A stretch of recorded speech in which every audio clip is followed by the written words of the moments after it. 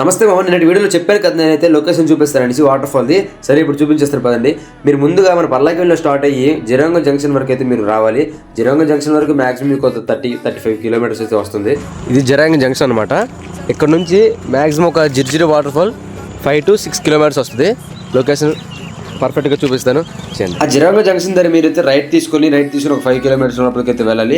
లోపలికి వెళ్ళిన తర్వాత మీకైతే జిర్జిరా వాటర్ ఫాల్ అనేసి ఒక బోర్డు కనిపిస్తుంది.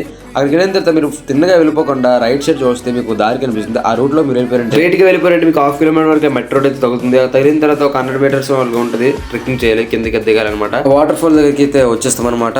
సో మామ నేను సజెస్ట్ చేసింది ఏంటంటే మీరు ఫ్యామిలీస్తో కూడా రావచ్చు. ఎందుకంటే ఇక్కడ మీరు ఫ్యామిలీస్తో వచ్చి పిక్నిక్ లాగా వంట కూడా చేసుకోవచ్చు అనమాట. అంత బాగుంటుంది అనమాట లొకేషన్. మీకు లొకేషన్ మొత్తం చూపిస్తాను చూడండి. ఎందుకంటే మీరు ఫ్యామిలీస్తో వచ్చి పిక్నిక్ చేసుకోవచ్చు, పార్టీస్ చేసుకోవచ్చు, స్నానంకి అన్నిటికీ ఇబ్బంది లేకుండా మంచిగా ఉంటుంది అనమాట. సో చిన్నపిల్లలు కూడా రావడానికి అయితే బాగుంటది. వాటర్ ఫాల్ అయితే నేను బెస్ట్ అని సజెస్ట్ చేస్తాను. మీరు ఎంతమంది వెళ్ళారు, ఎంతమంది వెళ్ళాలనుకుంటున్నారు కామెంట్ చేసేయండి మామ.